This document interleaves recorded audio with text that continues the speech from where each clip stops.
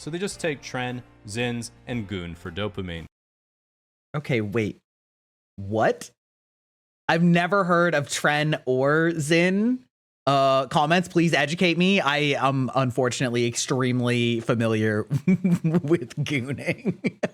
Today we're going to be checking out Casually Explained Gen Z versus Millennials. I'm going to have to confess, I've never actually watched Casually Explained before. I may have seen some of the memes on Twitter once or twice, like ages ago, but I definitely wanted to watch this one. I remember one of my favorite segments that happened on hololive was Boomer versus Zoomer, which was with Vesper Noir and I believe it was Bay, Heikos Bales, in which basically the elder millennial Vesper was blowing the mind of the total Zoomer coded Bay and vice versa. Do you understand that there was a point in time in human society before cell phones existed? A pager existed. Because, can I be honest? It never crossed my mind. And it was just a super fun segment, and so I am really curious to see what this is about. It has 2 million views, and it's only 11 days old, so yeah, well, I'm looking forward to getting into it. When someone says they were born in the year 2002, I automatically think, damn, this is the oldest looking 6-year-old I've ever seen. Well, I won't be using that one when they ask me about the island. I was born in 1996, making me just barely a millennial. Oh no. Oh no, I'm way on the older end of millennials than he is. Oh, I'm already scared. Meaning I'm somewhat of an expert on my older cohort who thinks doggo, pupper, adulting, and having an actual wedding to a real person they love is still a thing, while also being able to tell Gen Z that making fun of us for skinny jeans doesn't do anything. We inherited housing prices and 3 financial crises from the baby boomers. You will not even remotely psychologically affect us. You will not even remotely psychologically affect most of us. The first thing Not the Kanye crash out. Okay, yeah, all right. Listen, yeah, no, we've been through it. I feel like we're just in a constant state of psychic shock after being dumpstered for like decades in a row. What we have to do is obviously define the generations, which in the textbook is 1981 to 1996 for millennials and 1997 to 2012 for Gen Z. Problem is, it can be hard to tell when you're kinda in the middle, because to the outside observer, Gen Z might look a lot older than they are on account of all the Botox and filler, whereas millennials look a lot younger than they are on account of all the Botox and filler, meaning you have to look at behavioral cues to tell the difference. Because us millennials are trying so hard to cling on to our youth, we're in fact only differentiable from Gen Z by 3 things: ankle socks, hairlines, and when a DJ says, "Put your hands up," we do it with an open palm, whereas Gen Z does it with a closed palm. Wait, really? Is that a thing? Put your hands up. Gen Z does it with their hand closed? What? Also, I'm totally guilty on the ankle socks thing. Hairline's fine though. Gen Z does this because you automatically close your hand when you associate with dropping down to the floor, whereas millennials raise an open palm because we don't think Black Lives Matter. While it might sound like I'm here representing my fellow millennials, I did only squeak in there by 1 year, and there are some millennialisms that are too ancient even for me. Take, for example, answering the phone. Why? Similarly, Gen X... Okay, that one, I'm like 50-50 on. Truly, I am peak millennial. I will answer the phone if it's somebody that I actually know and I know isn't going to text. But like 99% of the time, I'm just using text messages or Discord or whatever chat client of choice is. Still text like they have an old school brick phone, meaning all of their messages are like, yo, bring drinks, see you at 5, sunglasses emoji. Which is at least chill and straight to the point. Millennials, in contrast, have all evolved the 2-thumb texting technique, meaning they're able to send you a single paragraph long text like it's an email that you avoid opening at all costs until you really, really have to respond. Gen Z, on the other... Okay, I'm so called out by this. I definitely write super long paragraphs, and I was actually given feedback at one point when I was talking about sort of like Twitter engagement metrics. I know, boo, hiss. And they basically told me that I was writing too smart with too big and long of sentences and or paragraphs, and that I needed to keep it to one line, like one sentence a line, and then make breaks. Otherwise, nobody was going to actually have the attention span to read it. And that actually like killed me a little bit inside. On the other hand, sends multiple messages to indicate punctuation or a different thought, usually ending it with a skull emoji to tell you they've died and will no longer be texting you back. If you're a smug elder millennial who's like, Why does my younger sibling send 4 messages back to back when they could have just typed it in one message? That shit is so annoying. First of all, if you're annoyed because you have your phone on vibrate when I'm texting you, you can stick it up your ass. Second, if you've looked at literacy statistics recently, Gen Z doesn't know how to read, so they don't know how to punctuate in the first place. And lastly, multiple messages is clearly the superior form of texting, anyone except your boss, because it allows you to better punctuate your rap battles with the homies. If you think about it, line breaks are literally poetry. When it comes to socializing and how you like to have a good time, millennials and Gen X are notorious alcoholics, but Gen X also does cocaine and millennials instead do weed. Okay, I actually just got so hammered that I was hungover all yesterday, so also checks out. Gen X are alcoholics on cocaine because it was the rock and roll culture of the time, whereas millennials are alcoholics and smoke weed because they all have anxiety and need to self-medicate in order to socialize. Gen Correct. Z, on the other hand, was very gently parented, don't even pretend they'll ever own a home, and never socialize publicly, so they just take Tren, Zins, and Goon for dopamine.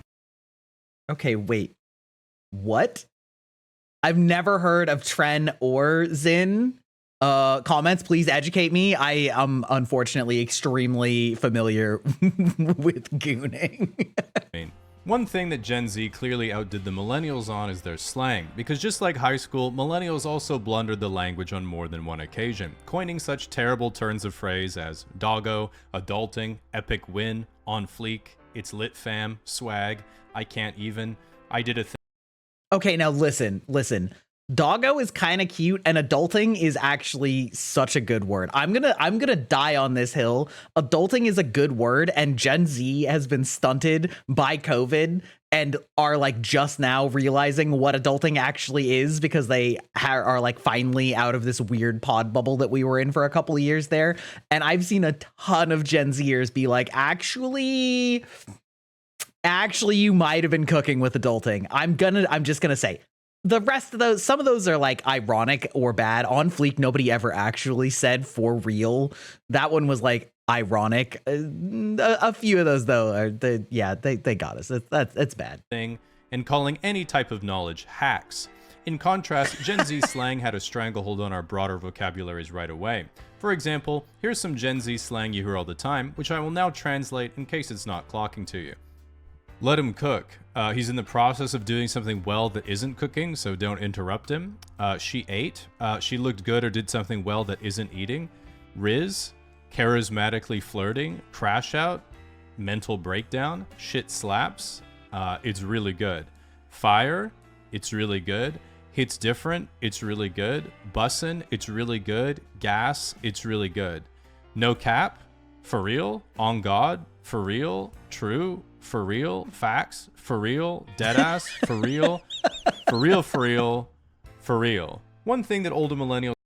Okay, I'm gonna say like half of those actually are good slang, and half of those are just coming up with new. Like notice the rate of slang development has accelerated drastically. None of those are like particularly bad, but like let's not forget things like 6'7", or maybe that's Gen Alpha though. I don't know, or like skibbity, like let's not cherry pick too hard here, okay? Have a terrible take on is that Gen Z has bad fashion. Gen Z has great fashion, especially compared to us millennials at the same age. Besides, when most millennials were teenagers, social media hadn't been invented yet, so instead of growing up trying to imitate the most liked Instagram trend, we had peace, contentment, and mixed and matched our clothing like a hand-me-down buffet exactly to our own taste. We didn't dress to impress, we dressed to express. That's like me in 2025 though. I think there's a lot of millennials that just sort of never gave a shit about social media, and so we kind of still dress the same because who are we there to impress? You know what I mean? Deep cultural anxiety and fear of bothering our parents in case the baby boomers got mad at us, which they pretty much always were. You might not like it, but this was peak millennial fashion. To prove that Gen Z has better fashion than millennials, in today's social media, it's common for an influencer to be chatting up girls on the street like, yo, you're so pretty, can I get your number? And she's like, I'm 16. And the guy's like, oh my god, you can't be 16. What? I gotta get out of here, chat. Back in my day, you'd already know they were 16 because we were all ugly. Furthermore, Gen Alpha now thinks that point-and-shoot digital cameras give a cool vintage look, meaning guess what? Low-rise bedazzled jeans are getting thrifted, and American Apparel hoodies are right around the corner. We are so back, baby. At the end of the day, ask most millennials, and we sort of feel we grew up in the best era to be kids, but the worst era to be adults. Gen Z, on the other hand, just thinks, wait, things were actually good? As an example, when someone says "Make America Great Again," Gen Z thinks you can't make something great again if it was always trash. But baby boomers think, I remember when me and Steve worked for Chrysler and Detroit was the richest city in the whole world. I bought a house for me, my wife, and my 8 brothers and sisters back when we were 23. But millennials hear "Make America Great Again" and think, remember the first 150 Pokemon, the Sega Genesis, Rock Band, growing up without a cell phone, when you made YouTube videos just for fun, getting free malware on LimeWire, using an iPod Touch to pretend to drink beer, how people would say, too soon, after you made a 9/11 joke. Remember how badly we fucked up our teenage years, but it didn't matter because we had no social media? Remember smog? As I was reading this, I got nostalgic and remembered some more things, so I redid the video so I could keep going. Remember Deltora Quest?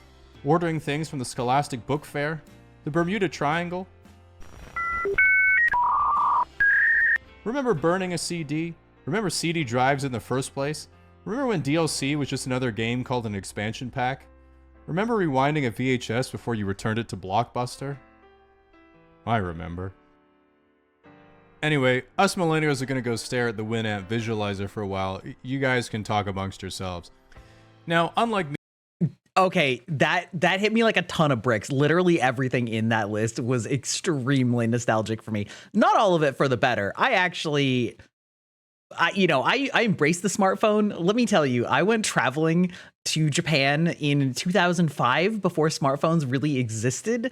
And let me tell you, that was scary. It was legitimately scary to barely speak or know a language and certainly couldn't read it when there was no GPS. There was no internet lookup on your phone. Like, it was terrifying.